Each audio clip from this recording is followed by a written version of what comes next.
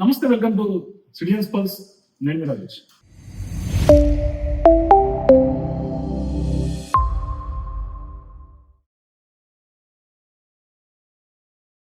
So ప్రస్తుతం తెలంగాణలో parliament ఎన్నికల తర్వాత నుంచి ఈ కాక స్టార్ట్ అయింది.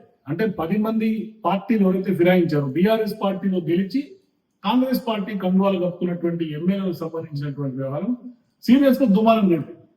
అయితే దానికి సంబంధించినటువంటి విచారణ పూర్తి స్థాయిలో స్పీకర్ విచక్షణాధికారాల మీదనే ఉంటుందనే విషయం తెలుసు. ఇప్పటికే దాదాపుగా 8 మందికి సంబంధించినటువంటి వ్యవహారంలో స్పీకర్ క్లీన్ చిట్ కూడా ఇచ్చేశారు. ఎవరెవరికి? దాదాపుగా 10 మంది పార్టీలు మారితే అందులో అరికపూడి గాంధీ, గుడి మహిపాల్ రెడ్డి, బండ్ల కృష్ణమోహన్, ప్రకాష్ గౌడ్, తెల్లం వెంకట్రావు, పోచారం శ్రీనివాస్ రెడ్డి, అట్లాగే కాళే యాదయ్యలకు స్పీకర్ క్లీన్ చిట్ ఇచ్చారు.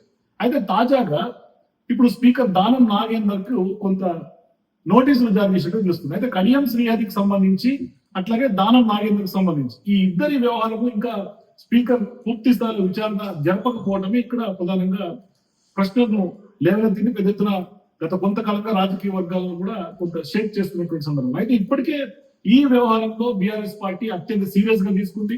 సుప్రీంకోర్టులో చాలా సీరియస్ ఫైట్ చేస్తుంది. ఖచ్చితంగా వీళ్ళందరిపైన అనర్హత వేటు వేయాలని, పార్టీలు మారాలని స్పష్టంగా బీఆర్ఎస్ పార్టీ చెప్తోంది. అయితే ఇక్కడ ప్రధానంగా వాళ్ళు ఏమంటున్నారు? మేము కేవలం దేవుడి కండువా మాత్రమే వేసుకున్నాం, మేము పార్టీలు మారలేదు, ఎమ్మెల్యేగా ఆ యొక్క నియోజకవర్గ అభివృద్ధిలో భాగంగా సీఎంతో పాటుగా మేము అభివృద్ధి కోసం వెళ్తున్నామే తప్పితే ఎక్కడ కూడా మేము పార్టీ కార్యక్రమాల్లో పాల్గొనలేదని వాళ్ళు కూడా స్టేట్మెంట్లు ఇచ్చారు. రిటర్న్ గా బండి కృష్ణమోహన్ దగ్గర నుంచి మొదలుకుంటే ప్రతి ఒక్క ఎమ్మెల్యే కూడా ఇచ్చారు. అందుకని స్పీకర్ విచారణ తర్వాత ఇరు పక్షాలను పూర్తి స్థాయిలో విచారణ చేసినటువంటి స్పీకర్ వాళ్ళందరూ కూడా క్లీన్ చిట్ ఇచ్చేశారు. అయితే దానం నాగేందర్ విషయంలో గత కొంతకాలంగా ఆయన మీద ఖచ్చితంగా ఎక్స్ప్లెయిన్ చేయాల్సినటువంటి పరిస్థితి ఉంటుంది. ఎందుకంటే ఆధారాలు స్పష్టంగా ఉన్నాయి. దానం నాగేందర్ వ్యవహారంలో ఏంటి? ఆయన అసెంబ్లీకి బీఆర్ఎస్ పార్టీ బీఫామ్ మీద పోటీ చేసేటువంటి దానం నాగేందర్ పార్లమెంట్ ఎన్నికల నాటికి పార్టీ మారిన తర్వాత ఆయన ఎంపీ ఎన్నికల్లో కాంగ్రెస్ పార్టీ బీఫామ్ మీద పార్లమెంట్ ఎన్నికలకు సికింద్రాబాద్ నుంచి పోటీ చేసినటువంటి వ్యవహారం. దీంట్లో స్పీకర్ కూడా ఏమీ చేయలేనటువంటి పరిస్థితి. ఎందుకంటే స్పష్టమైనటువంటి ఆధారాలు, అదేదో దేవుడి కన్నువ కప్పుకున్నాం ఇతర ఎమ్మెల్యేలు చెప్పినట్టుగా దానం నాగేందర్ చెప్పే పరిస్థితి లేదు. ఎందుకు లేదు అంటే స్పష్టంగా బీఫామ్ మీద పోటీ చేసినటువంటి సందర్భం.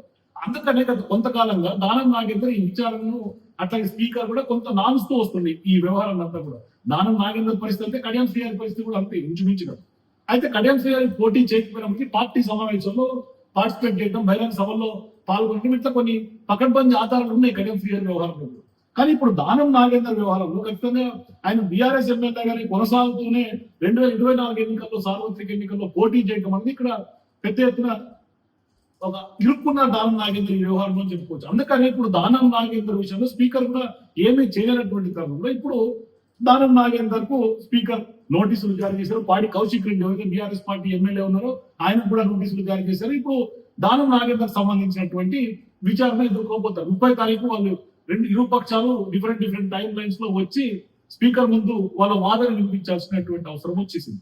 సో ఇప్పుడు స్పీకర్ కూడా ఇంత అందరికీ క్లీన్ చిట్ ఇచ్చి అప్పుడు దానం నాగేంద్ర వ్యవహారాన్ని ఎందుకు టేకప్ చేయలేదు, ఇప్పుడు ఎందుకు టేకప్ చేశారంటే ఇప్పుడు మళ్ళీ సుప్రీంకోర్టు ఖచ్చితంగా నోటీసులు ఇచ్చింది స్పీకర్ కి గతంలో. అయితే సుప్రీంకోర్టు సంబంధించినటువంటి కోర్టు ధిక్కరణ నోటీసులు స్పీకర్ కి జారీ చేసింది. ఎప్పుడు ఈ నెల 19 జారీ అయింది.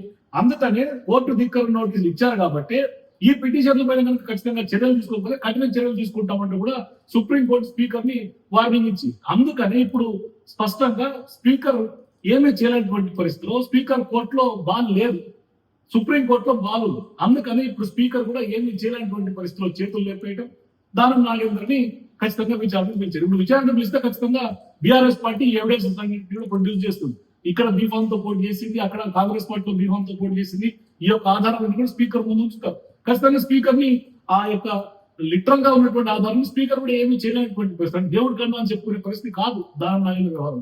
అందుకనే ఖచ్చితంగా స్పీకర్ నిర్ణయం తీసుకోవాల్సినటువంటి అవసరం ఉంటుంది. ఖచ్చితంగా అనర్హత వేటు పడే అవకాశాలు ఉంటాయి. ఒకవేళ స్పీకర్ నిర్ణయం తీసుకునే లోపే దానం నాగేందర్ ఖచ్చితంగా ఇది నాకు అవమానం జరుగుతుంది, ఎక్స్పెల్ అవ్వటం రాజకీయాల్లో చరిత్రలో మిగిలిపోతారు దానం నాగేందర్ భావిస్తే అప్పుడు దానం నాగేందర్ రాజీనామా చేసి ఉప ఎన్నికలకు వెళ్లాల్సినటువంటి అవసరం ఉంటుంది. అప్పుడు ఖచ్చితంగా ఖైరతాబాద్ అసెంబ్లీ నియోజకవర్గానికి ఉప ఎన్నికలు తెలంగాణలో వచ్చే అవకాశం ఉంటుంది. ఇప్పటికే ఉప ఎన్నికలు అనుకోకుండా జూబ్లీస్ జరిగింది. తాజాగా మాగంటి గోపీనాథ్ మృతితో అక్కడ స్థానిక ఎమ్మెల్యే. ఇప్పుడు ఈయన పార్టీ ఎక్స్ప్లెయిన్ చేసి అంటే మారినట్టుగా స్పీకర్ ధృవీకరించి ఎక్స్ప్లెయిన్ చేస్తే కూడా ఉప ఎన్నిక వస్తుంది, లేకపోతే ఈయన రాజీనామా చేస్తే కూడా ఖైరతాబాద్ లో ఉప ఎన్నిక వచ్చే అవకాశం ఉంది. సో ఖచ్చితంగా దానం నాగేందర్ అధికారికంగా ఎవిడెన్స్ తోటి ఇరుక్కున్నటువంటి నేపథ్యంలో దీన్ని ఎట్లా ట్యాకిల్ చేస్తుంది కాంగ్రెస్ పార్టీ అనేది ఒక $1 మిలియన్ క్వశ్చన్. మరి స్పీకర్ ఎంతకాలం దాల్చుకుంటారు? ఎందుకంటే సుప్రీంకోర్టు ఇప్పటికే ధిక్కార్ నోటీసులు కూడా ఇచ్చినటువంటి నేపథ్యంలో స్పీకర్ కూడా సుప్రీంకోర్టు ఆ యొక్క తీర్పుకి ఆయన కూడా ధిక్కరించే అవకాశాలు ఆయన కూడా లేవు. ఆయన కూడా కొంత ఎంత విచక్షణ అధికారులు ఉన్నప్పటికీ కూడా కొంత సుప్రీంకోర్టు ఆదేశాలను కొంత ఒబే చేయాల్సినటువంటి అవసరం స్పీకర్ విషయంలో కూడా ఉంది. గడ్డం ప్రసాద్ కుమార్ గారి చేతిలో కూడా లేదు. అందుకనే ఇప్పుడు అనివార్య పరిస్థితిలో దానం నాగేందర్ ముందు నొయ్యి వెనుక గోయిలారు అంటే ఎక్స్పెల్ చేసిన ఉప ఎన్నికలు వస్తుంది, రాజీనామా చేసిన ఉప ఎన్నికలు వస్తుంది. అందుకని ఇప్పుడు కాంగ్రెస్ పార్టీ ఎట్లా దీన్ని బ్యాలెన్స్ చేస్తుంది, దానం నాగేందర్ కి ఎటువంటి అవకాశం కాంగ్రెస్ పార్టీ కల్పిస్తుందని చూడాలి. అయితే ఇక్కడ ప్రధానంగా గతంలో ఎప్పుడైతే ఈ అనర్హతకు సంబంధించినటువంటి ఎవరైతే ఫిరాయింపు ఎమ్మెల్యేలందరూ కూడా గతంలో సీఎం రేవంత్ రెడ్డిని కలిసిన సందర్భంగా కూడా సీఎం రేవంత్ రెడ్డి అలాంటి హామీ ఇచ్చాడు, మీరెవరూ భయపడాల్సినటువంటి అవసరం లేదు, పరిస్థితి లేదు, ఉప ఎన్నికలు రావు, నాది హామీ అంటూ కూడా ఆ యొక్క ఎమ్మెల్యేలకి ఖచ్చితమైనటువంటి హామీ ఇచ్చారు. మరి ఇప్పుడు సీఎం రేవంత్ రెడ్డి ఏం చేస్తారంటే కూడా ఒక క్వశ్చన్ మార్క్.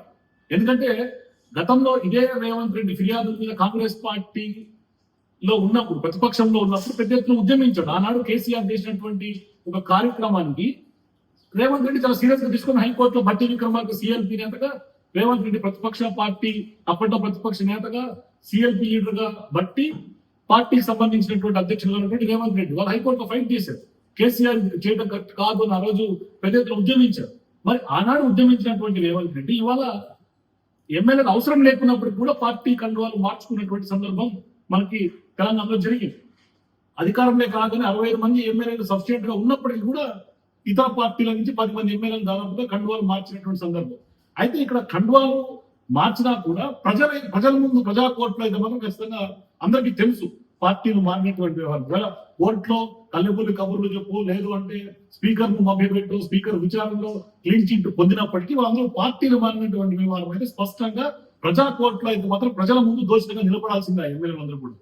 అయితే ఇప్పుడు ప్రధానంగా దానం వంతు వచ్చిందని చెప్పుకోవాలి. మరి ఖచ్చితంగా ఖైరతాబాద్ లో ఉప ఎన్నిక వచ్చే అవకాశాలు ఉన్నట్టుగానే స్పష్టంగా అర్థమవుతుంది. మరి మీరు కూడా వీడియో చూసిన తర్వాత స్పీకర్ నోటీసులు విచారణ క్రమం జరుగుతున్నటువంటి తరుణంలో మరి ఖైరతాబాద్ లో ఉప ఎన్నిక అనివార్యమయ్యే అవకాశం ఎంతవరకు ఉంటే మరి స్పీకర్ నోటీసులు జారీ చేసినటువంటి నేపథ్యంలో దానంపై స్పీకర్ డెసిషన్ ఏ విధంగా ఉండే అవకాశం ఉంటుంది? మీ అభిప్రాయాన్ని కామెంట్స్ లో చెప్పండి.